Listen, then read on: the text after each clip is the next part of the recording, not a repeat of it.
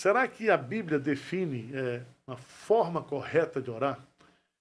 Será que existe, assim, alguns pré-requisitos para que a oração seja atendida por Deus, ouvida por Deus? Como é que a gente... como é que vocês veem isso do ponto de vista bíblico? Do ponto de vista bíblico, não pessoal. Como é que vocês entendem essa questão da oração, do conceito de oração, a partir da palavra de Deus? Bom, nós temos na Bíblia, né, muito conhecida, as duas pessoas que estavam no templo orando, um publicano, e um batia no peito dizendo que fazia tudo, que dava o dízimo, tudo que ganhava, que fazia isso e aquilo. E o outro nem olhava para cima, tão humilde que ele estava. E aí apareceu que aquela oração realmente chegou até Deus. Até o trono de Deus, e a outra não.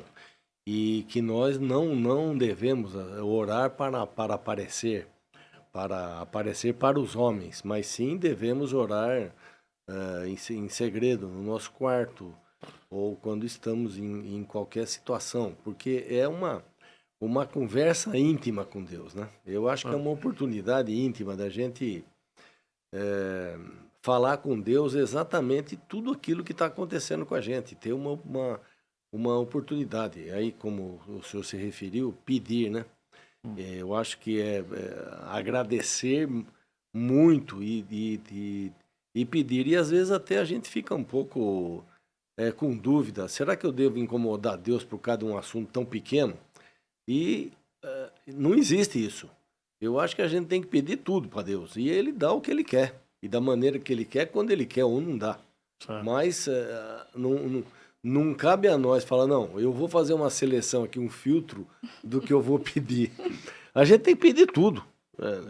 É uma oportunidade que nós temos. Mas eu acho que deve realmente se evitar querer fazer uma oração em público para aparecer, para dizer que é mais crente que outro. E nós temos, e se bobear, nós temos essa tendência de chegar, não, eu sou mais crente que ele, aqui bato no peito, eu oro mais, demoro menos.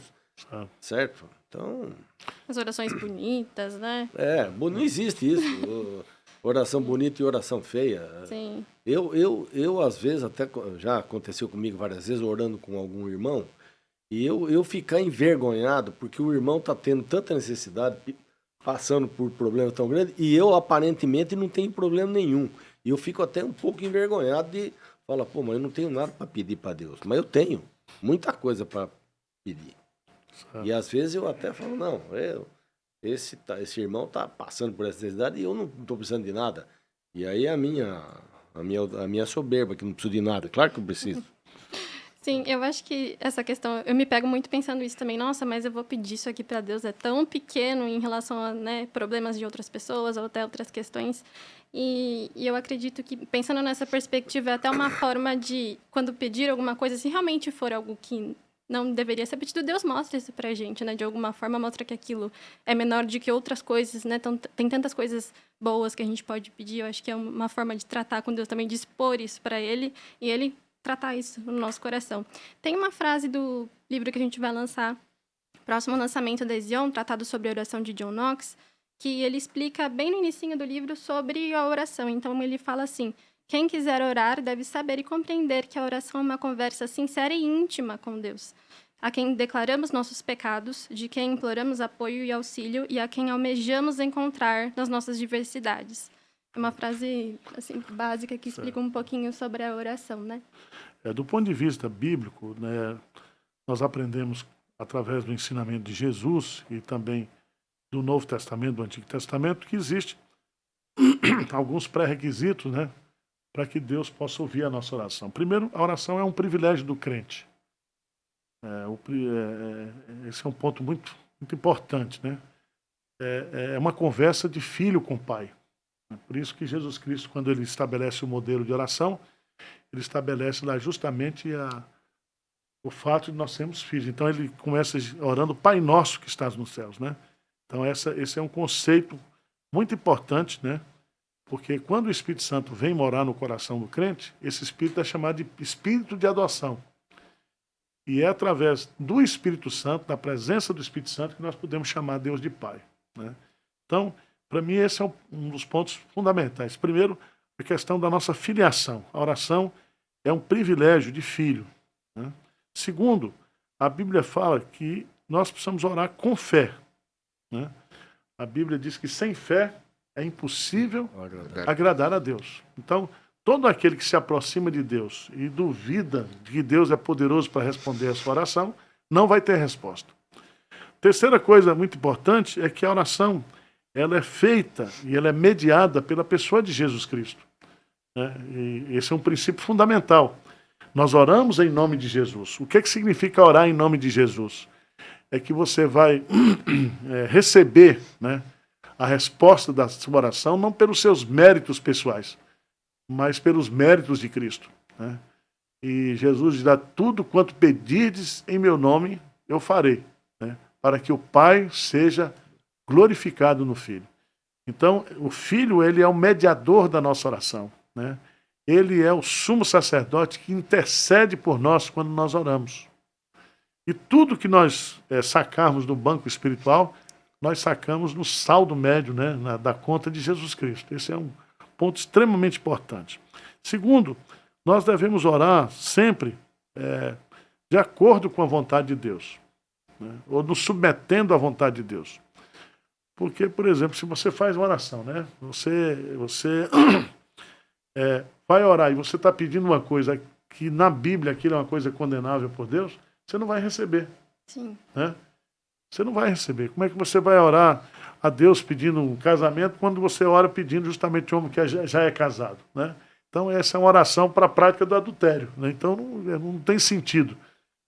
Então, eu estou colocando isso para a gente entender, né, que uma das maneiras de nós errarmos menos na prática da nossa vida pessoal de oração e comunitária é sempre orar a Bíblia, né? É sempre orar em cima das promessas de Deus. Porque quando você ora uma promessa de Deus, a resposta já está garantida, né? Quando ele diz lá: pedi, dá-se-vos-á, né? Pois todo aquele que pede, recebe. Quando você ora fundamentado nessa Bíblia, você já tem a garantia.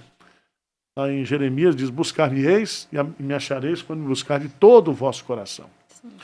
E uma das coisas que é muito importante também sobre essa questão da oração é que a oração cria em nós, ou cria por parte daquele quem ora, um espírito de submissão, né?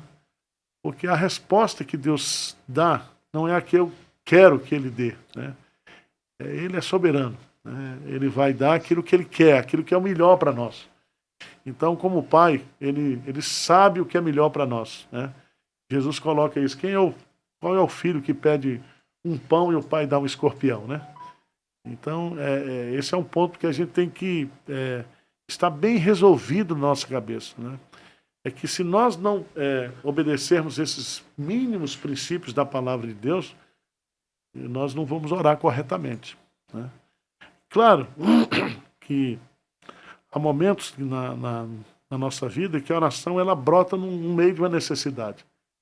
E aí você não precisa, muitas vezes, fazer uma exposição racional, né, daquilo que você está pedindo para Deus. Por quê?